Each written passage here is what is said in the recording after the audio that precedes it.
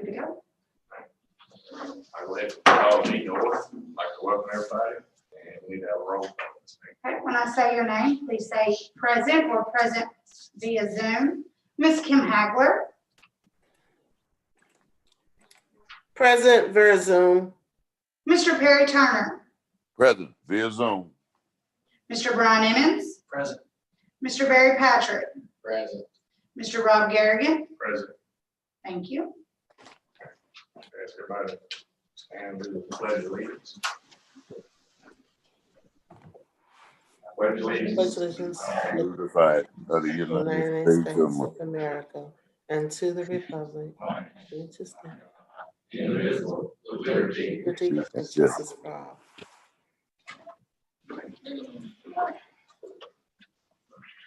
Read the mission statement. In partnership with and in service to our community, the Fulton County Board of Education provides leadership, acquires and allocates resources, and enable all students to achieve a productive life through quality education.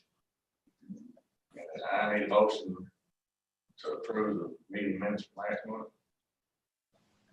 Motion. Second that motion. All those in favor say aye.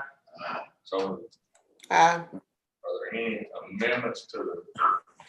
All right, I need a motion to approve the agenda. Motion to approve. I second the motion. All in favor say aye. Aye. Aye. So moved. Any community input? No, sir, I received none at this time. All right, superintendent notification of personnel actions. All right, we've hired Alethea Westbrook for the special ed education program assistant, Chelsea Wilson for school counselor, Willie Campbell as a substitute teacher, and Eden Bailey as a student bus monitor. We're on to the superintendent report. All right, I want to recognize two of our classified employees, Megan Scott and Nancy Bridges, for earning their bachelor's degrees. I know working and having children, it was a tough task for y'all to do, but y'all did it and we're proud of you. Also, Ms. Tamara Parker has completed her DPP certification, so I want to congratulate her. Shout out to Brandon Uzzle for being Frisky of the Week. That's big for us and him. Frisky Christmas delivery began today, so we want to give a big thank you to our staff, River Valley Credit Ag, Tokaya, and other community members for donating to this worthy cause. Grades P through 4 received the Rudolph Reader books in their NTI package this week. This has been the 11th year that Mr. Robbie Rudolph and his wife Lisa has sponsored this, and we're so grateful that they do this for us. We all know that leaders are readers and readers are leaders. So we appreciate that from Mr. Robbie and Ms. Lisa Rudolph. Our small targeted group sessions have been very intentional, and we've built a lot of strong relationships. The teachers are working one-on-one with kids, and it's just been really, really positive. We have 14 seniors who are transition ready. A couple weeks ago, Mr. Garrigan and I met with my mentors, Casey Henderson and Dr. Carter, to discuss my 30, 60, 90-day plan and how that was going. We also discussed my individual learning plan and any needs and concerns that I have. It was a very productive meeting, and I appreciate you coming, Mr. Garrigan, and supporting me. We continue to meet weekly on Zoom with Fulton County Emergency Management. I also met with the new superintendents on Zoom to discuss food service finance. I started working on the draft budget, and at this time, we will return to school on January 4th unless there is another order by the governor. Right now, we have 41 elementary students, 27 middle school students, and 25 high school students, for a total of 93 students who will remain virtual when we come back for the spring semester. That's all I have. Thank you, Mr. Tracy. All right, administrative team reports. Does anybody have any questions or comments that they'd like to ask or make?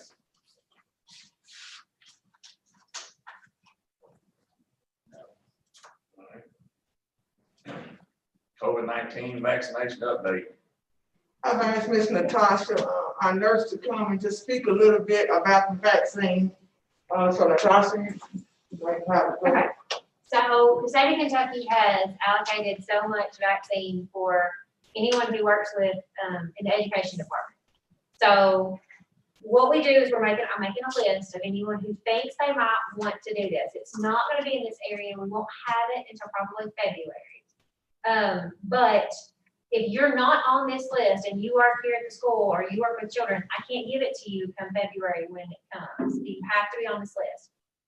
If February comes and you talk to your doctor and they decide not to do it, or you decide not to do it, you can decline it and then it'll go down the list to the next person. We do not know how many doses we're gonna get here. They'll give us, that'll be decided at some point. They'll divide it into the county between first responders and education. We'll have so many, and then we'll prioritize our list of teachers and employees that work in the county. We'll decide who priority gets it first, and then we'll keep going down the list. As far as the vaccine goes, it's a two-step vaccine.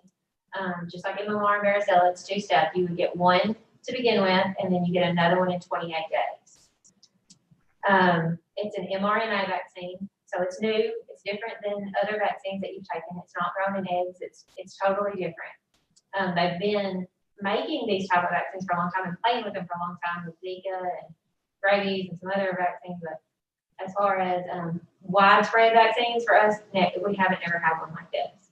It's not a live virus and it's not a dead virus. It's different. It pulls a protein from the COVID vaccine. It pulls a protein off of the surface.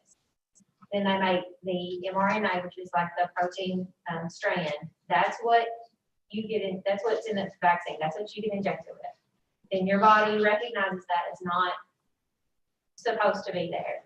So then you build an immunity based on that protein. So then if you come in contact with COVID later, your body would know that protein is not so, you've already built up an immunity, so then you would be immune to it. After the first shot, they're saying you're about 50% vaccinated. After the second shot, it's about 94% vaccinated. We appreciate this. That one still. Does anybody have any questions that they want to ask me before? Oh, you're good. What about our percentages on, who won't? Of the 93, I still got tomorrow, but of the 93 that I've asked, we've had 44 yeses. So I've got about probably 20 more people to ask tomorrow to finish up my whole list. Less than half. Less than half, yeah. Staying with it. Half is fine. Well, I mean, it is new. It is new for sure. I will tell you that I will get my vaccine. I'm going to get mine. I will get mine if all goes well. I'll get mine probably in January. So I will probably have 2 doses before it even is available to everybody else, and then I can kind of say. And I'll be honest. I'll say for sure. It really stuff really matters. It was great. So, Ms. Natasha, who are they advising to have this vaccine? Who really advises? I mean, anybody that has a predisposing condition, for sure, they're advising to get it. They're advising also people who've already had it, who've already been tested positive for COVID, because we don't know how long your immunity is. We just don't know. I mean, you might be immune for 6 weeks, you might be immune for 30 days, you might be immune for 90 days, you might be immune for 8 months. We don't know. So you're not immune forever. That's the one thing they're pretty sure on. Nobody has been immune for, everybody's immunity has eventually run out. How's this gonna be different then?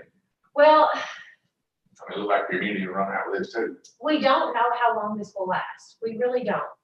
The hope is that it's long-term and that it will be like a lifetime immunity, like the MMR vaccine and the varicella vaccine. But until time goes on, we will not know how long it actually lasts.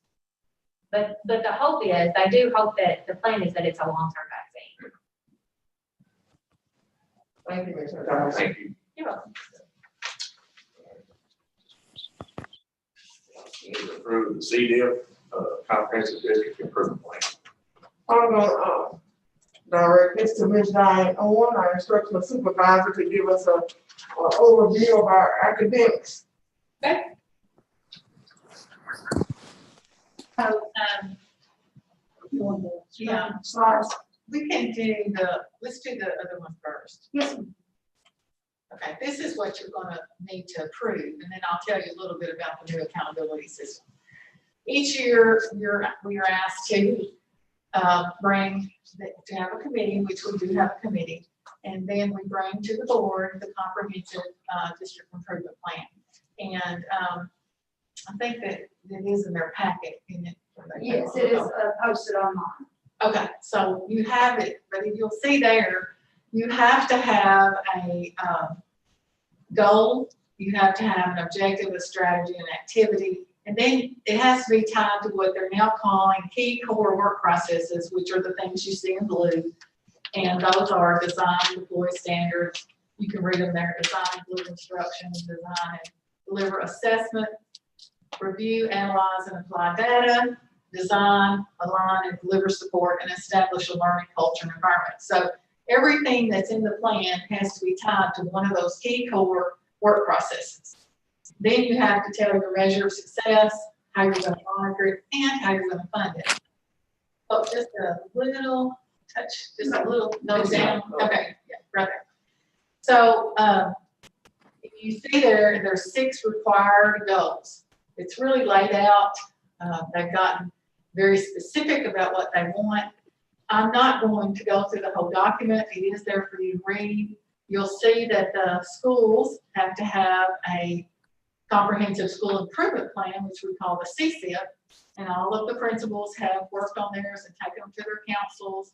And then we take their plans and we create a district-wide plan, which is what the board then approves. And that is our guiding document for instruction. So keep in mind, this is an improvement plan for instruction. I mean, I know we have a technology plan, we have a reopening plan, we have, a facilities plan. And so this is the plan for instruction. So if you'll head on to the next. This is just a template that tells us how we have to do it. So the actual document begins at the next page. I know that's small, but I just wanted to see. Yeah, that's way too small for me to read. There we go. If you'll Is see that it, that's fine. I'm not gonna read it all to them. Okay. I'm assuming, unless you want me to, I will if you want me to, but I'm assuming that you've seen something very similar to this many times before. And I would encourage you to look over this document and ask me any questions that you have about it. I'll be happy to explain anything about it to you in detail. But basically, you have the goal, and that goal there is we're now going to go from, we have to have a 3-year goal. So by 2022, 2023, we hope to be at 45%. And what we did is, as you know, we don't have an accountability system right now. We had no testing last year. So how do we get a goal? Well, what the state has done, they've gone out and they've got progress goals. And if you go on the school report card, if you guys remember, have you ever been out to see the school report card? Okay, well, on the school report card, usually they put how well each of us did in reading and math and social and so on. Well, since there's no data, because we didn't have any testing, they have taken the last data that we have, which is 2018-19, and they have created a 10-year progressive goal. So those are the goals that you see. In 2018, the last time we tested in a math and reading a score of 31.75. Our goal for 2021, if we do have an assessment, which we'll talk about that in a minute, will be 37.9. And that's how that's the district. Then you see the elementary in the middle and the high. So that's your goal. How are we going to do that? It's tied to design, align, and deliver support. And so we tell what we're going to do. And then our activities, the measure of success, and how we're going to monitor it, and then the funding.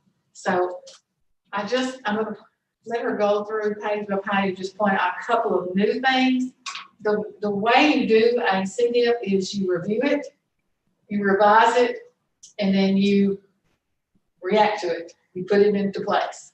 So that's kind of the way. So some of this you were looking at last year's CDIP would say, okay, they're still working on that. Because remember, our goals are 3-year goals. So you're still gonna be working on some of that. And some of it's new, where you react to the data that we've been given, or we react to something that's changed in the accountability model, which is something we're gonna have to do.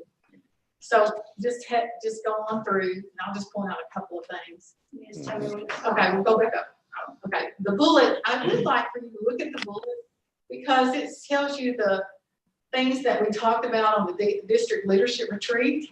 That's something that I'm not pulling out, that you could look at and see. That gives you an idea of what your superintendent pointed out and what her priorities are for us. So when you're doing an evaluation of a superintendent, that's a really good thing to look at right there and say, oh, that's what my superintendent's goals are. And that will be every year in a CDIP and what her or his leadership retreat is about. And that's a really good place to go to look and say, oh, that's what the district administrative team is doing. And you say, well, what are they doing? That's where it is. So this is a really important document that for some reason gets put on a shelf or in a file and really isn't. I want it to be a living, breathing document that we really look at, that you guys are really aware of, because we have to send that to the state and we're supposed to be guided by it, just like she's guided by the high school CCIP. Her council approves it and then she reviews it with her staff. So she may bring this to you and you may review it and look at it, and she may point out parts of it that we're doing because it is our district plan. Okay. So you can see there's several things that we're doing. The new teacher academy is new. Is that me? Oh, I'm so sorry. I thought I put it on. Sorry, my twins looking for me. So we got a new teacher grant that we wrote that allowed us to have funding for a new teacher academy. So as you know, we have several new teachers this year.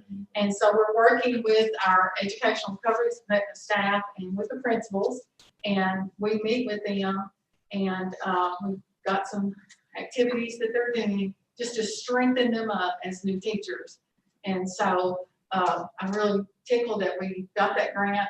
And I do want to do a shout out to Jennifer Davis, because she helps me with all of those when we do stipends and all those things that you have to do to make sure that these grants don't cost us anything and that they're all the little hidden costs are in there. So she does that we've done that 3 times this year. We've got 3 different grants for that. So that's a great activity, and we were able to get a grant for it. So there's no cost to the district. So you'll find those. There's a Europe grant in there. We get a CAS grant. So as you're looking at the funding, if you see the word grant, you can go back and say, oh, that's good.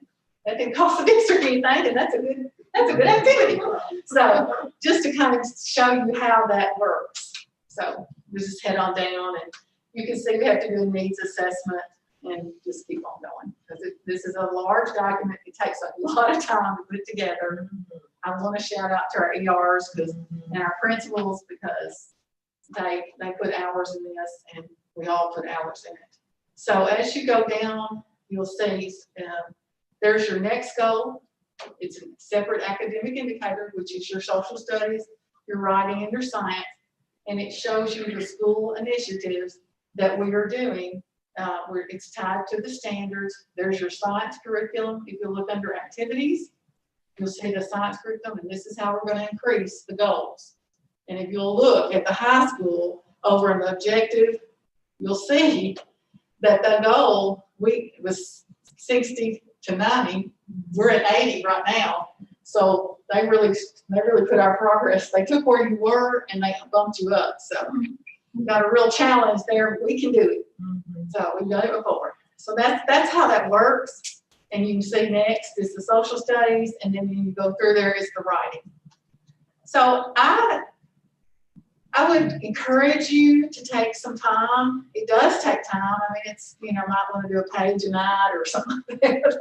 But it's really great information about what is going on in the classroom. So you should be able to walk into our school and see this. If you don't, then we're not doing it. And you can. We make it a really real document so that you can see it. We are working on on-demand writing scrimmages. I'm working with the staff to get that done. And our writing scores are going to go up. You're going to be really proud of that. The main thing is our students know how to write. I mean, that's more important to me. I want the scores to go up, but I want our students to be prepared for life. That's what's really important. So we're just going to scroll real quick through that. The next goal is growth. Down just a little bit. Up. There. Okay, there's your growth. Sorry. That's fine, it's no problem. You have your objective of the growth that you want to do, the standard it's tied to, and then our initiatives. We try to rule it as much as possible and make it easy and not, you can imagine how long this document would be if we tried to do narratives. So that's how we're going to grow. How are we going to grow? You know, if you're asking the questions, what are y'all doing to get the students to get where you want them to be? That's where it is. So you just look at it and ask me questions if you have it. But we could go through it. I mean, it would take a while, but you see that. But we do walkthroughs. We haven't been able to do as many walkthroughs this year, but hopefully we'll get to do more the next semester. Okay, this is going down. The next one's achievement gap. This is going away. I'm going to talk about that in just a minute. The accountability system is doing away with the achievement gap, but this year we still have to have it in there. And it talks about our RTI, which is our response to intervention. At each of our schools, we have the win time, which is what I need. We have the focus time in the middle school, and we have the anchor strong time at the high school. And this will tell you what we do in those times. And we feel like this is really working well for us. We've done this now for about 4 years at the high school. We then implemented it in the elementary and about 3 years ago. And we have really worked hard to implement it at the middle school. And that intervention time is so critical. We do have an RTI plan. If you'd like a copy of it, I'll be happy to share it with you. I have to tell you that I was asked to share it with other instructional supervisors across our whole region. So I feel like it's a plan that really works, and they were really excited to get it. So, but we worked on it for 2.5 years. So, and it's good. Okay, just keep on going. The next goal is Going too fast. I'm looking for the blue one. right there. Next goal is transition readiness. This is only at the high school. So all of that weight falls on high school Miss Ellen's shoulders. And you'll see our strategy and the activities. That's ACT prep we do, the tutoring we do after school, just all the things that we do to get the kids ready for the ACT. And you'll see there's the GRIP grant helps us with that. Tor Rivers Foundation helps us with a lot of that initiative. And so we're real excited about that. And you'll see the career initiatives. So that's going to be a pretty significant part of the new accountability model, which you'll see in just a minute. So you'll understand why that's such an important part of our CD. Okay? You can just go to the next goal. That'll be the last one. Okay. Graduation rate is an important part of our, and again, it falls on the high school, but graduation starts in preschool. So you gotta remember, if they don't get what they need each year along, it's hard for them to graduate. You know, our goal is 100%. We have had 100%. Last year we dipped down because if a student graduates that doesn't have a standard diploma, then that's considered a dropout. That student actually did graduate. That's just a problem in the accountability model that is supposed to be addressed and fixed in the new one.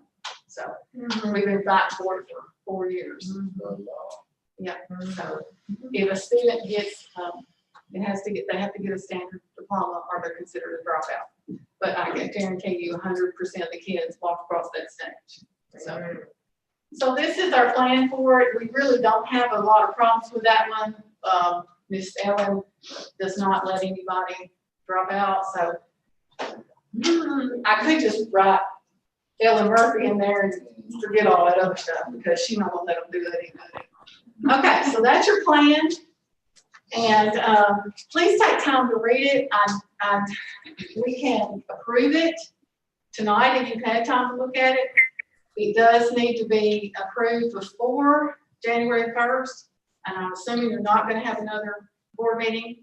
So if you trust me that it's the way it ought to be, then I suggest that you make a motion to approve it, or we can table it until January, and let you read it, but I still have to go ahead and submit it to the state. As just not approved. Let's work out. I recommend that we approve the CDL. I so move. I'll second it. All those in favor say aye. Now, I will tell you that since this is a living document, if you do get into it and you want something changed, it can be amended. So if you look at anything and think, I'd rather we do this. As a board, you can certainly recommend that. We can put it in there and we'll do an amendment. Okay? So she's asked me very quickly to talk to you about the new accountability system. As you know, this year we do not have an accountability system, but we do have assessment. In order to get federal funds, which you know we get a lot of federal funds, Dr. DeVos from the Federal Department of Education has said we will have an assessment. However, the state is not ready for the new accountability model, so we will be taking tests, but there will be no accountability model. So you will get scores, and we'll see how our kids are doing, but we won't have. They won't be ready for what I'm fixing to show you. As you can see, they do not anticipate even the first. They've done the first reading, December the 1st. They did in front of the Kentucky State Board of Education, but they sent it back for some revisions. They think by February or March, they may have it approved. By May or June, we may look at it, and then it will be for the next year that it'll be going. So they're looking at the language and regulation to dual credit, data collection. Of course, as you know, Fulton County is way ahead on the dual credit data collection, way ahead on dual credit. And so we're set up to go on any of that kind of thing, where some schools are going to have a little bit more of a system of equity. We don't have to worry about that because we offer dual credit to all students. So kudos to Fulton County for their being one of the front runners in the dual credit. That's going to come back and help us. This is what you're going to see instead of stars. Remember, we had the star system and you were a star 1 or a star 2 or a star 3 school. Now you're going to be a colored school. You're either going to be blue or green or yellow or orange or red. And it is you're going to look and see where you were in the current year. Did you go up? Did you decline? Or did you maintain? If you maintained and you were very high, then you'll be in the blue. Or if you go up, you'll be in the blue. You just kind of see how that works. Now, they are still working on this, but this is what they're moving towards. Okay? Are there any questions about that? They're going to have the cut scores like they do. They're also looking at this as a possible alternative, but something like this is what you're going to see on the school report card and on the accountability model. So there's the recommended one. This is the alternative one. There's not a whole lot of change. It's just a little bit of wording. So this is pretty much probably what you're going to see. They haven't got the cut scores yet. Now the new indicators, and this is what you'll get. You'll either be a blue, green, yellow, orange, or red school. Okay, and that's your overall performance rating. So instead of a 1, 2, 3, 4, 5, you're now going to be a color. Okay, I guess that's so. It's like any job. Just so we knew blue was great anyway, so that's good. We're fine with blue.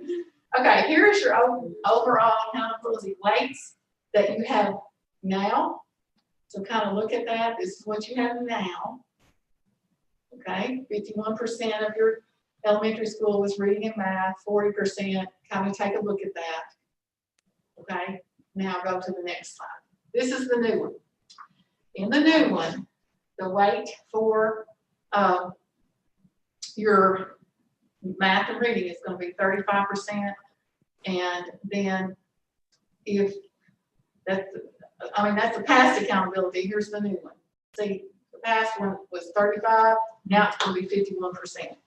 You see that? So your math and reading scores at the elementary were 35%. They're now going to be 51%.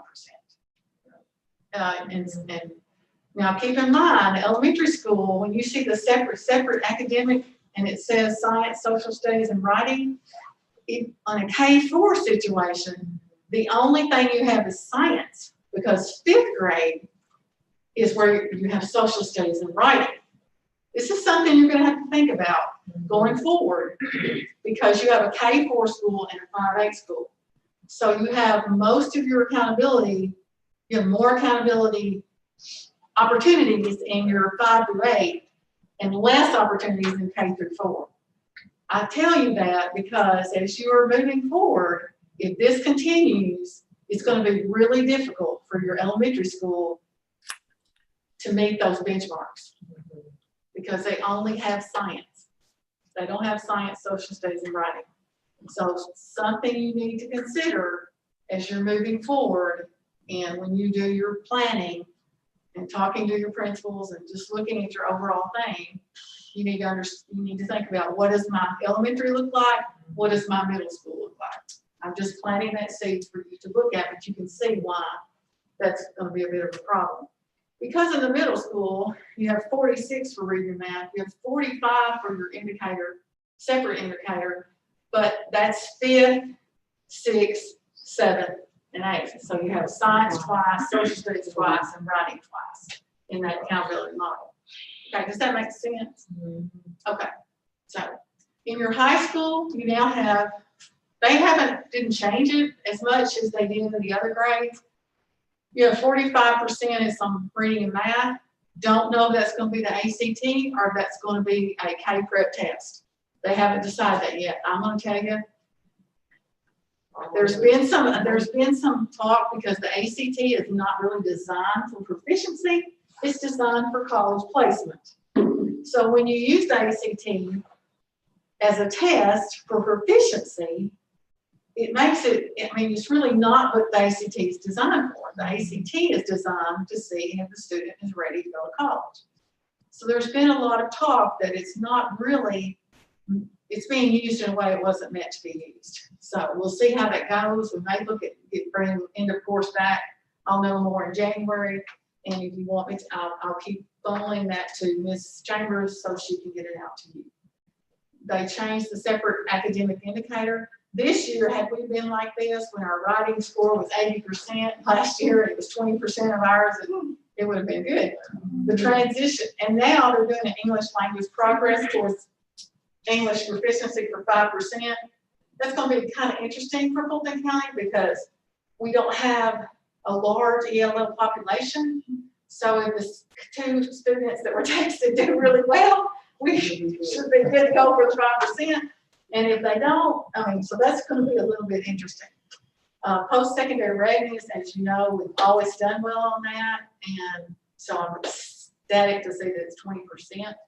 And then school climate's 4, graduation rate is the same. So, any questions about that? Those are your new indicators.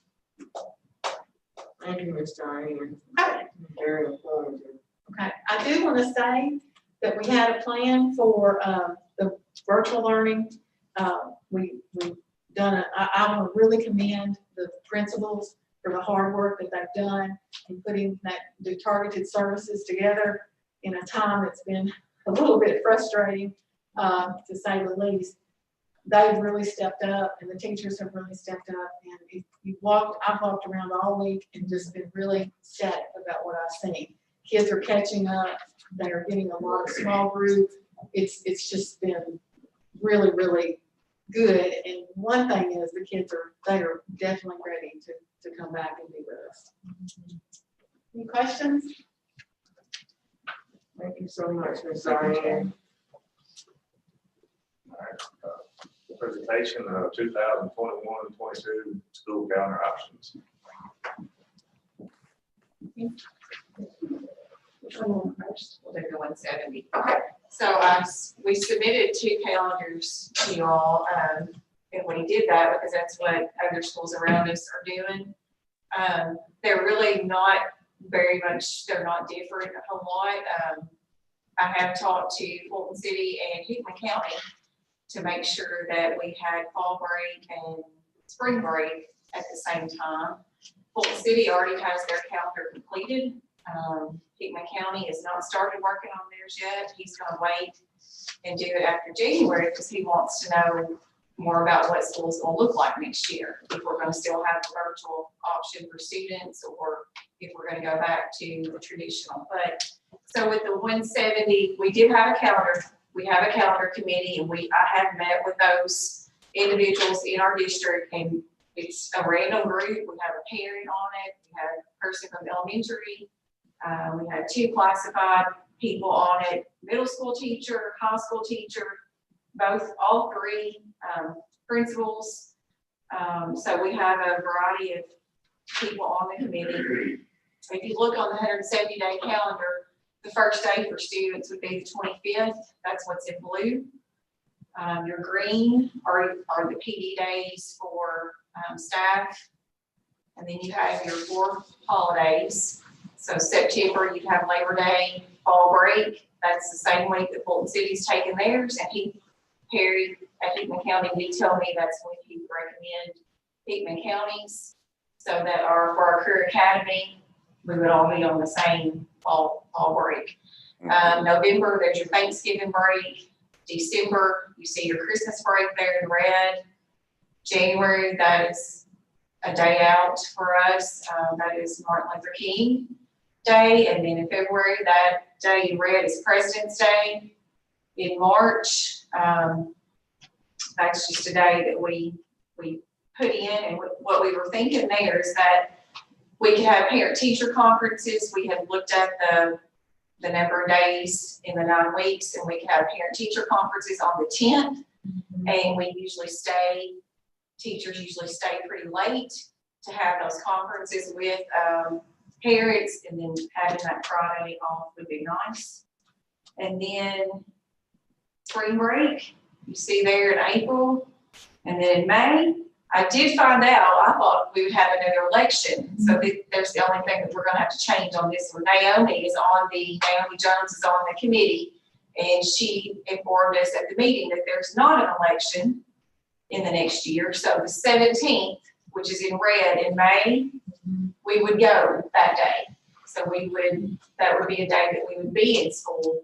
So then that would change our last day to the 26th instead of 27th for students on this one.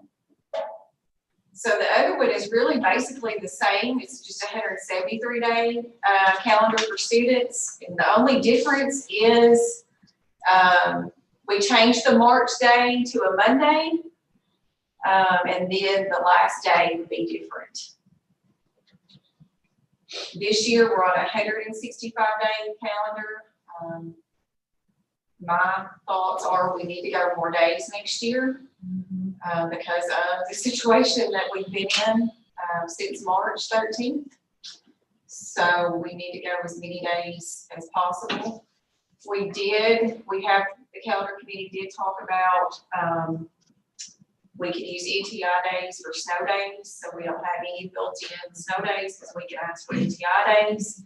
And then if we do foresee, or if the governor, we are still offering virtual to our students, then I would recommend that we have the Fridays for our virtual kids again to come in, like we've done this year, and those could be days as well. We need that time for those students to be able to come in and not be around a lot of other students when their parents are still afraid. And that's just good for our teachers to have Fridays. They really use Fridays to work with virtual kids and get those lessons posted for our virtual students. So that's, it's more back to how it used to be, a traditional calendar, which, you know, teachers work 185 days, so that's why you had those green PD days in there, so we could get our days in. The committee liked it, the 170-day one, they liked. For the most part, what I can tell from our parents, I asked Naomi, and she's talked to other parents, they like the later start in August.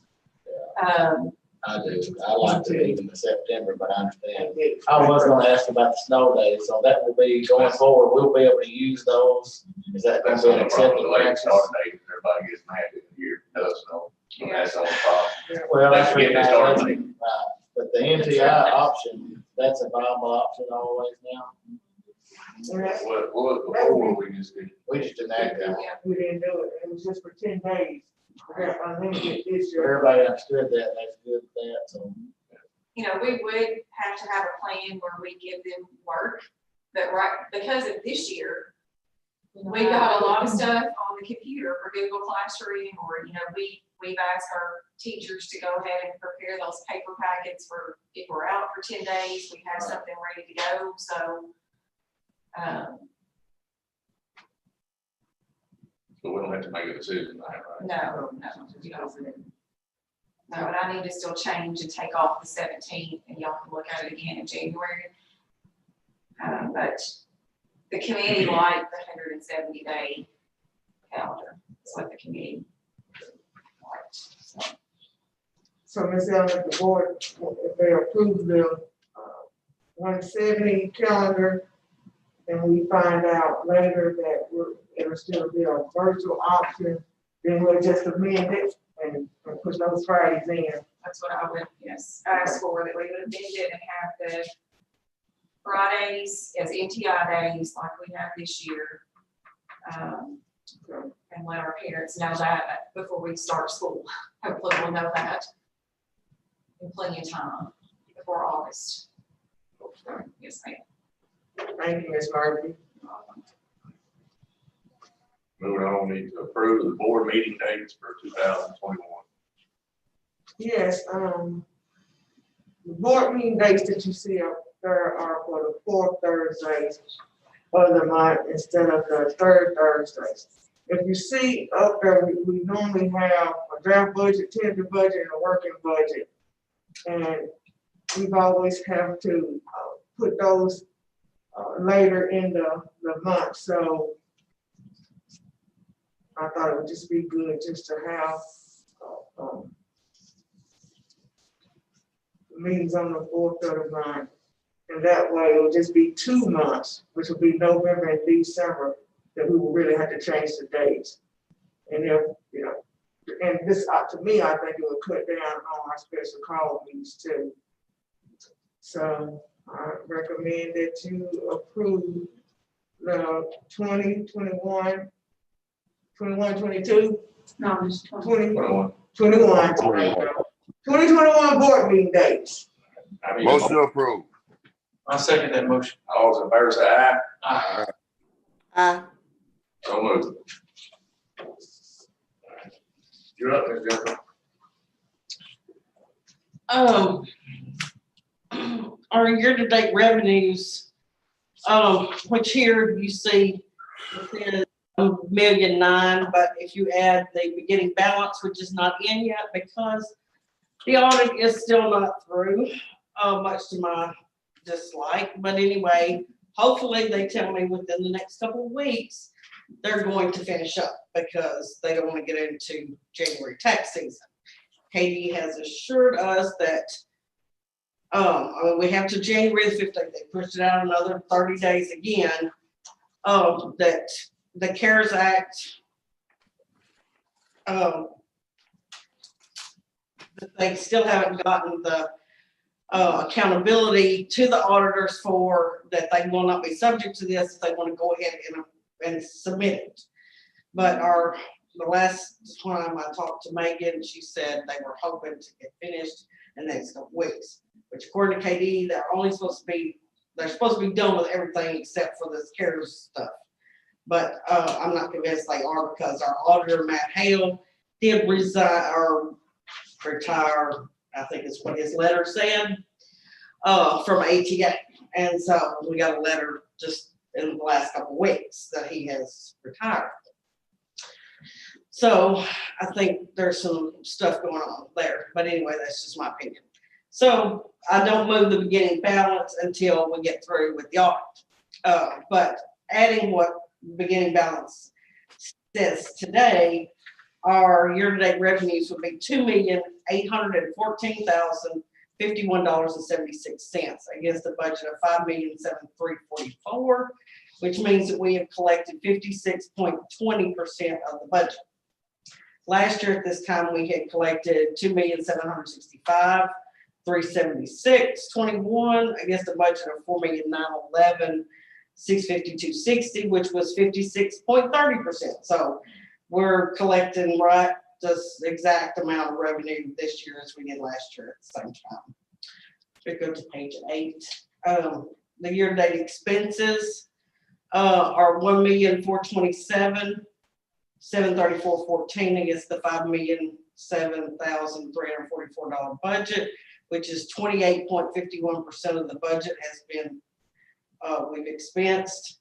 Last year at this time, we expensed $1,495,169.01 against $4,911,652.60, which was 30.44% of the budget. So we're a percentage and a half better as not spending as much as we did this time last year. So we're pretty much on track with revenues and expenses. Thank you, Mr. Mm-hmm. All right. Anybody have any questions about the monthly bills? Anybody want to put anything out, or everybody just want to pay the bills? Pay the bill. Need a second on that? I second that. Second. All in favor, say aye. So moved. I will say this about the auditor, they are scheduled for the January meeting, and she's going to attend via Zoom. She's not going to attend in person. Her name is Leah Bona is her name. She's been on our audit, just hasn't been the lead for the last couple of years. She is a CPA. We are familiar with her, but she is now the one that's considered taking the lead. Evidently, there's not going to be a partner. So I don't know who will sign off. I guess she can sign off since she is a CPA, even though she's not a partner at ATA. They had always assigned it to a partner.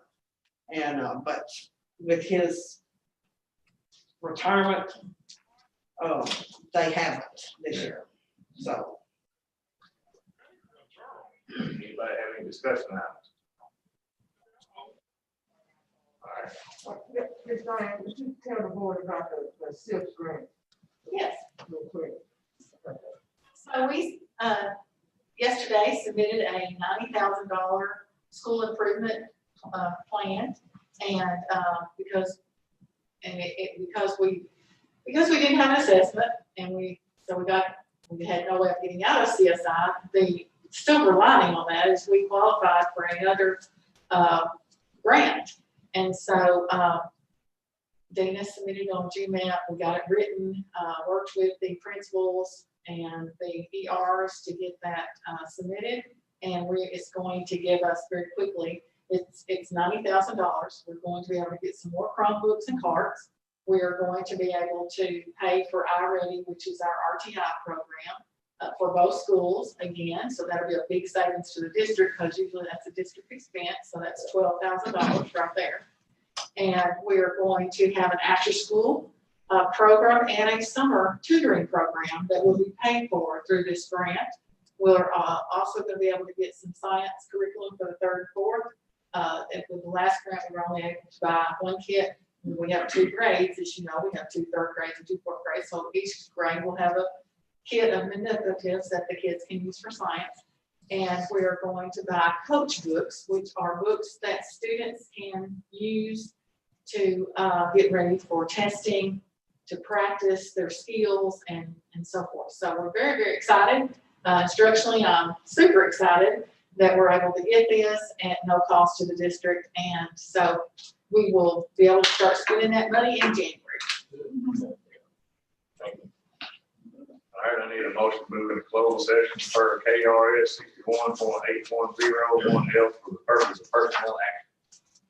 Mr. Chair, I'd like to make a motion that we go into closed session per KRS 61.810 for the purpose of personnel.